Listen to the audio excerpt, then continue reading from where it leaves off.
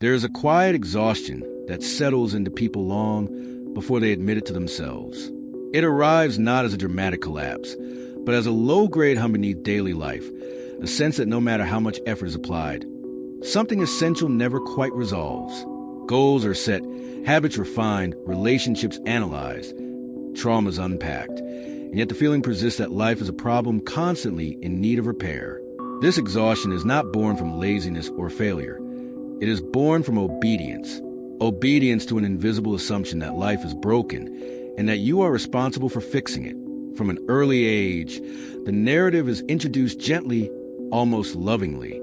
You are told that if you adjust your behavior, improve your mindset, heal your wounds, optimize your productivity, and correct your flaws, peace will finally arrive. Happiness is framed as a destination reached through continuous self-modification. Life becomes a project. The cell becomes a construction site, and consciousness is reduced to a manager pacing the floors, clipboard in hand, searching for what still needs repair. What is rarely questioned is the premise itself. The idea that the system you are operating within is fundamentally sound, and that only you are malfunctioning inside it. Yet beneath this narrative, something more ancient stirs. A subtle intuition whispers that the struggle feels circular, not progressive. Patterns repeat with new costumes. Different relationships evoke the same emotional gravity. Different careers reproduce the same pressure. Different spiritual practices generate the same seeker's hunger. Even moments of breakthrough feel temporary, like patches applied to a leaking vessel. The problem does not seem to be that life is hard. The problem is that it loops. To say you are not meant to fix your life is not an invitation to apathy or resignation. It is a reframing of scale. Fixing assumes the structure is correct and only requires adjustment. Exiting suggests something far more radical, that the structure itself may be the source of friction. A pattern, by its nature, does not need to be repaired. It needs to be seen, and once seen clearly, it often dissolves without force. Patterns are the architecture of unconscious living.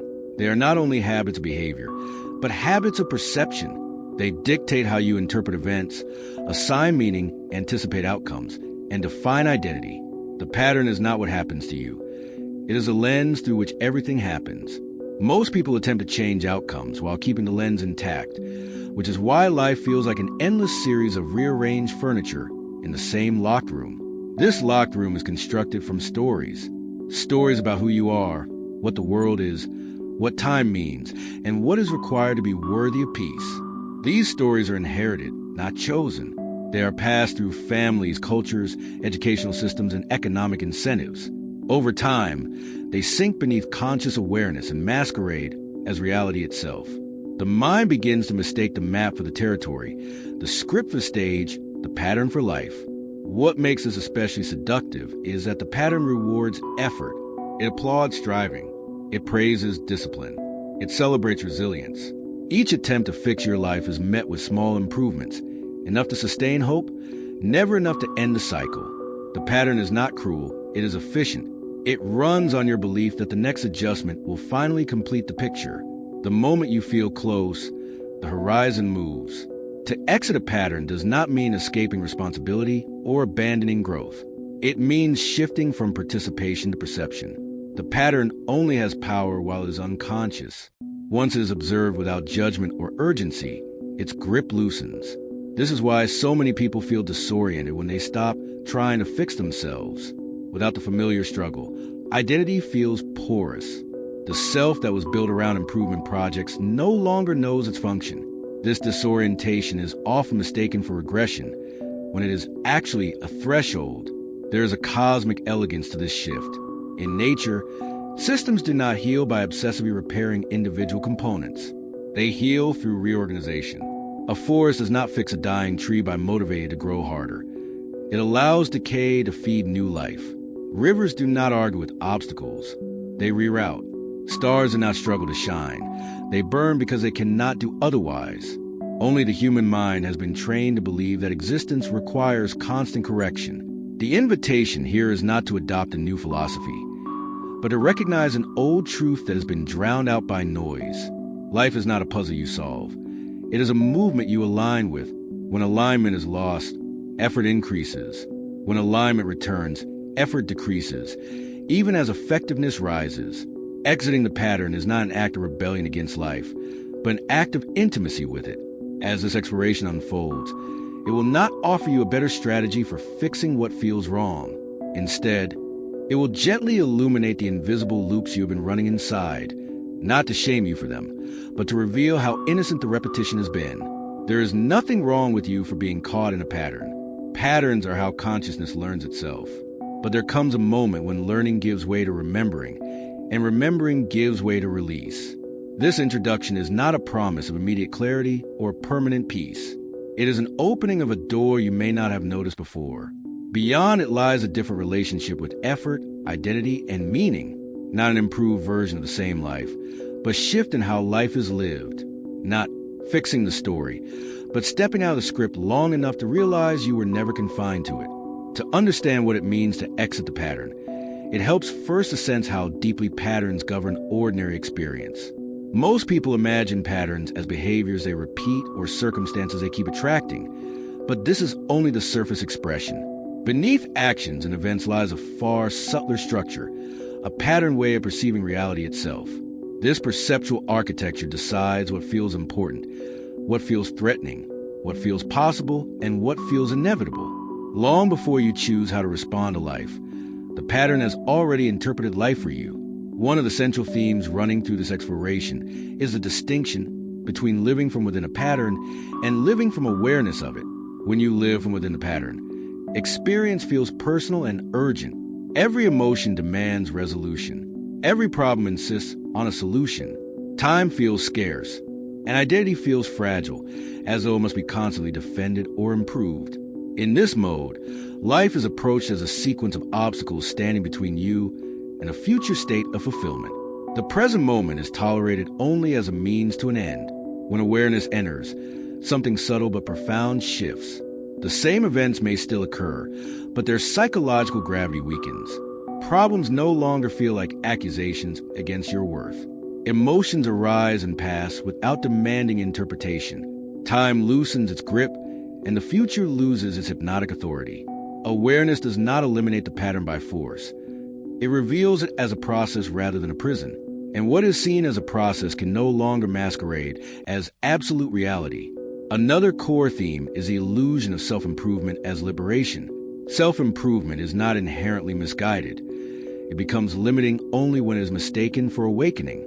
The pattern thrives on improvement because improvement keeps attention focused on the self as a project. There's always a next layer to heal, a deeper block to clear, a higher version to embody. This endless upward motion creates a feeling of progress, while quietly reinforcing belief that who you are now is insufficient. The pattern does not fear improvement. It feeds on it. Exiting the pattern does not mean rejecting growth. It means recognizing that growth happens naturally when resistance dissolves. A flower does not improve itself into blooming. It blooms when conditions allow.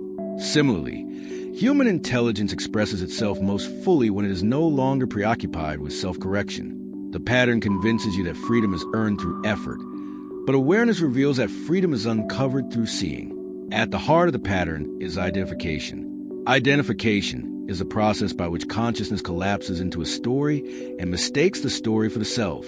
You identify with thoughts, roles, emotions, histories, and aspirations, and then spend your life trying to protect, enhance, or redeem these identities. Identification is not a mistake. It is a developmental phase. But when identification becomes unconscious and permanent, it turns fluid awareness into a fixed persona. Life then becomes a performance stage for an audience that exists mostly in imagination. Another recurring concept is time as a psychological construct rather than an objective master. The pattern relies heavily on time to sustain itself. It promises future relief while withholding present peace. It frames healing, success, and awakening as destinations that require endurance. In this way, time becomes a pattern's greatest ally. Awareness, by contrast, does not abolish time, but removes its emotional authority. When you see that fulfillment is not delayed but obscured, urgency softens. The future loses its power to coerce the present. There is also the theme of effort versus alignment. The pattern interprets effort as virtue. Struggle becomes evidence of seriousness.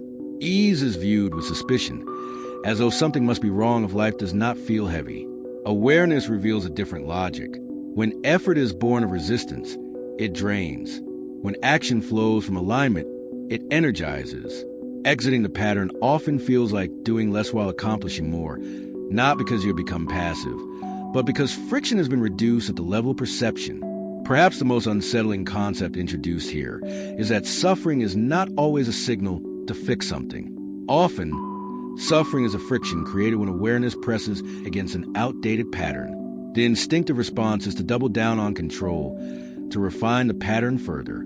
Yet this only tightens the knot. Awareness invites a different response, to stay present without immediately seeking resolution.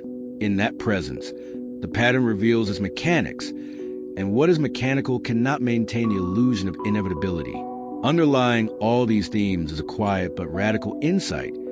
Life is not happening to a separate self navigating a hostile world. Life is happening as a seamless movement, temporarily filtered through a particular perspective. The pattern convinces you that you are inside life, struggling to manage it.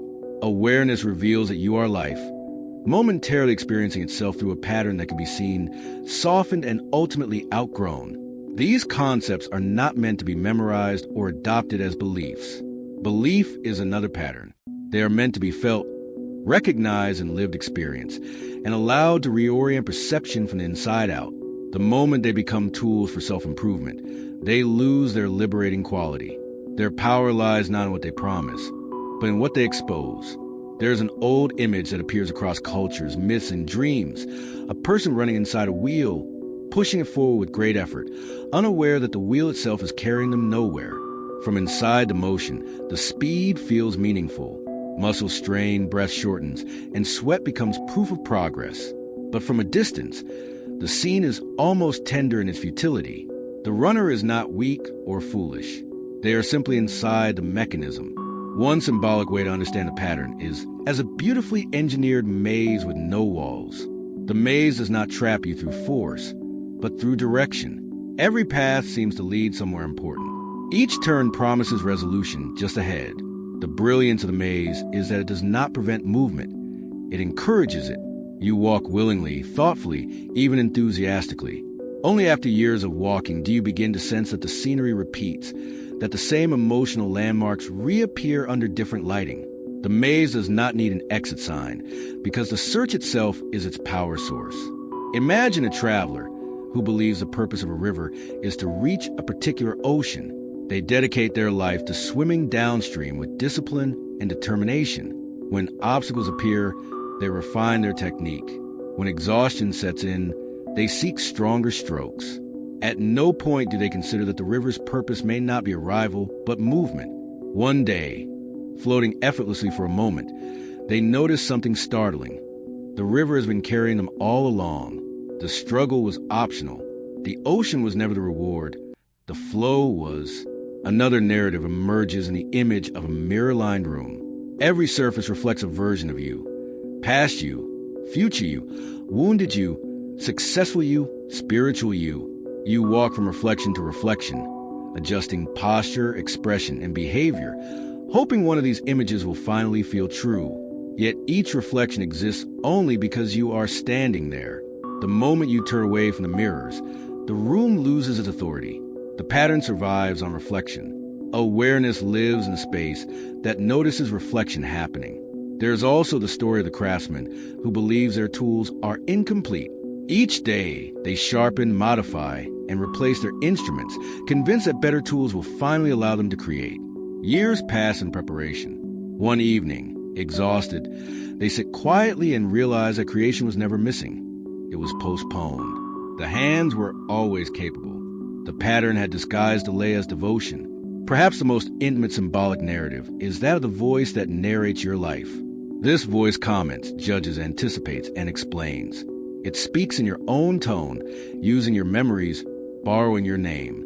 Over time, it convinces you that it is you. You listen to it as though it were a trusted guide. Yet sometimes, in moments of deep presence or sudden stillness, the voice pauses. In that pause, you do not disappear.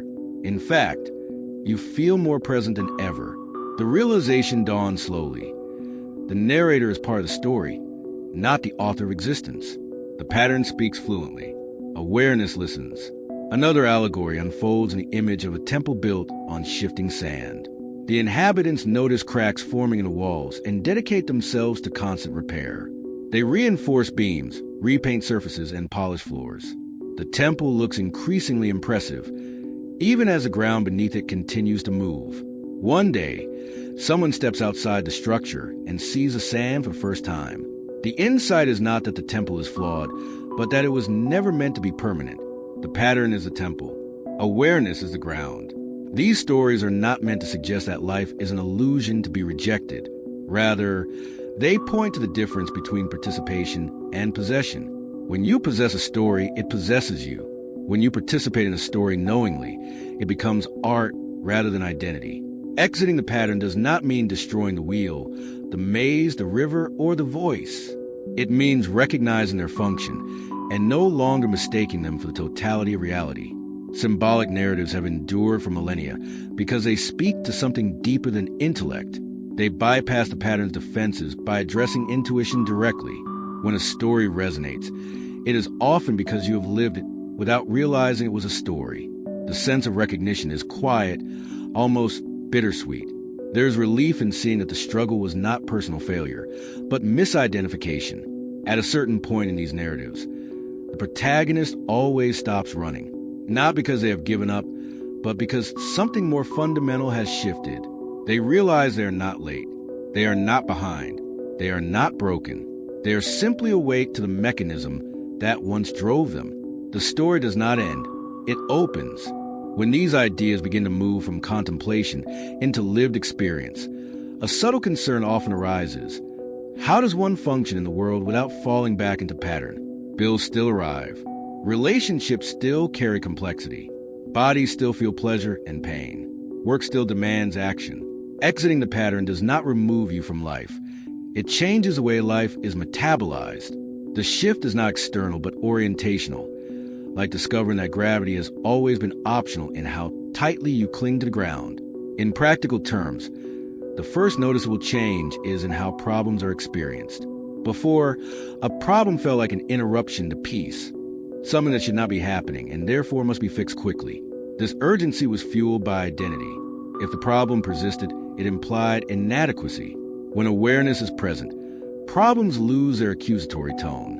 They become information rather than verdicts. Action still happens, sometimes decisively, but without the emotional charge of self-judgment. The body responds more intelligently when it is not flooded with resistance. Relationships begin to transform in unexpected ways. Patterns thrive on projection. You unconsciously assign roles to others, asking them to confirm your self-image or heal unresolved wounds. This creates invisible contracts that are rarely fulfilled. When you step out of the pattern, you notice these contracts forming in real time. You may still feel the impulse to seek validation, control, or reassurance, but you are no longer compelled to obey it. Listening deepens. Boundaries clarify without aggression.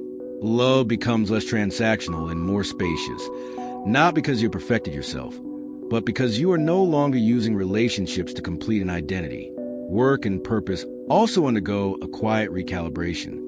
Many people equate purpose with intensity or sacrifice, believing that meaningful work must be difficult. This belief is another echo of the pattern. When alignment replaces struggle, effort becomes cleaner.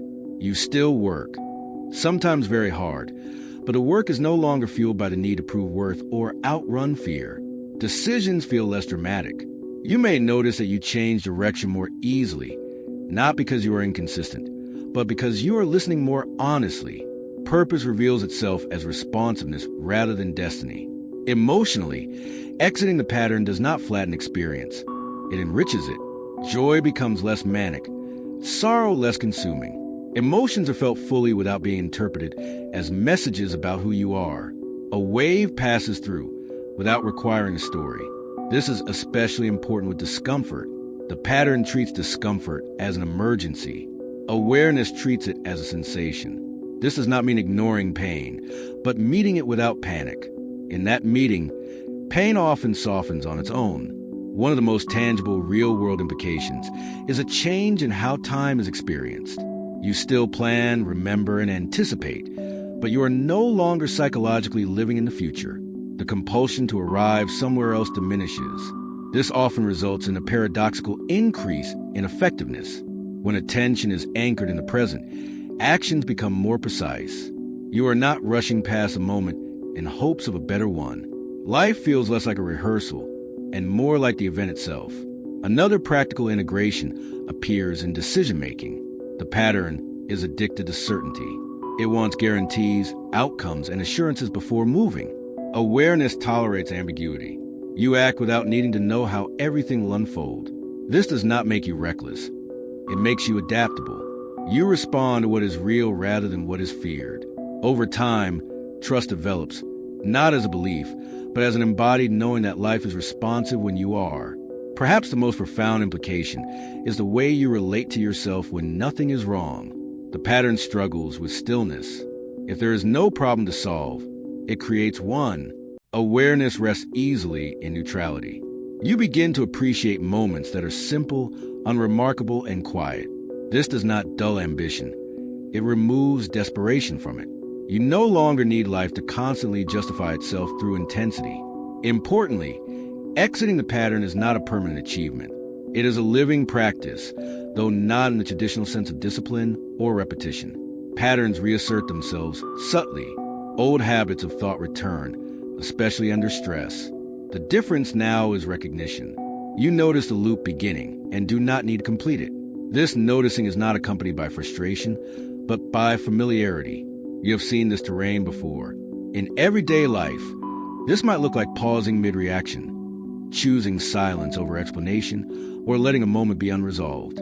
It might look like resting without guilt, changing your mind without self-betrayal, or succeeding without needing applause. None of these are dramatic from the outside. Inside, they represent freedom. Exiting the pattern does not make life perfect. It makes it honest. And honesty, paradoxically, is far more livable than perfection ever was. At the end of this exploration, something subtle but decisive is meant to remain with you. Not a technique, not a belief, not a new identity dressed in spiritual language, but a shift in orientation so quiet may initially go unnoticed. The mind often expects transformation to arrive as revelation or catharsis, yet the most enduring changes occur as a gentle loss of interest in old compulsions. You do not defeat the pattern. You outgrow it. What has been traced here is not a philosophy to adopt, but a recognition to allow. You were never meant to perfect the character you play.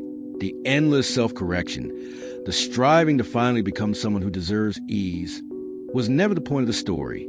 That effort belonged to a phase of learning, one where consciousness explored itself through friction, limitation, and repetition.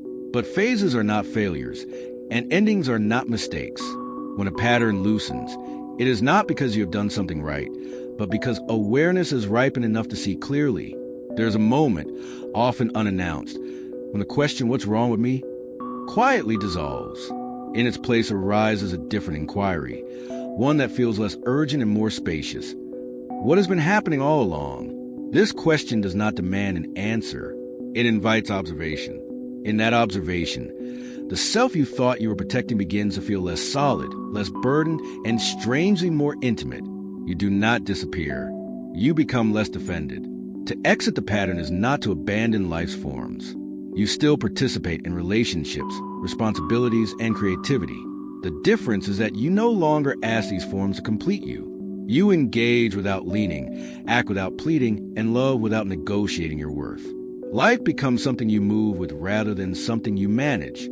Control relaxes not because everything is safe, but because you're no longer trying to secure yourself through outcomes.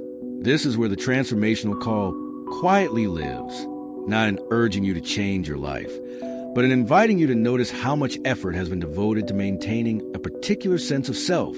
Notice how often tension arises from defending a story about who you should be by now. Notice how frequently peace is postponed until conditions improve. None of this noticing requires correction. Seeing is enough. The pattern depends on unconsciousness. Awareness starves it without struggle. There may be fear here, and that fear is understandable. The pattern equates itself with survival. It will suggest that without constant vigilance, things will fall apart. Yet when vigilance softens, something unexpected occurs. Intelligence does not vanish. It reorganizes. Decisions still arise. Boundaries still form. Action still happens. What dissolves is the background anxiety that once accompanied everything. Life becomes less about maintaining coherence and more about responding to reality as it is. The call is not to withdraw from ambition or abandon desire, but to let desire move freely rather than compulsively. Desire that flows without identity attached becomes creative instead of consuming. Ambition without fear becomes play rather than pressure. Even healing takes on a different texture. It stops being a project and becomes a byproduct of honesty. Old wounds may still be felt, but they are no longer interpreted as proof of damage. They are sensations passing through a field that is no longer defined by them. Perhaps the most radical aspect of exiting the pattern is that it returns authorship to life itself. You stop trying to force meaning and begin to sense it emerging organically. You realize that clarity often arrives after you stop chasing it. That connection deepens when you stop demanding it. That peace is not achieved through resolution, but through presence. This does not make life smaller. It makes it intimate. There is no ceremony that marks this shift. No final awakening after which the pattern never reappears. Instead, there's a growing ease in noticing when you're caught and a growing kindness toward yourself when you are. The need to fix fades. The impulse to exit strengthens, not as an escape, but as a return to what was never truly lost. If there is one invitation to carry forward, it is this. The next time you feel a familiar pressure to repair yourself, pause. Not to correct the thought, but to feel the space around it. In that space, something deeper than the pattern is already present. It has always been present. It does not need improvement. It only needs to be noticed. You were never meant to fix your life. Life was never broken. You were meant to recognize a pattern, thank it for what it taught you, and step gently beyond it. Still human, still engaged, but no longer confined to the loop that once defined you.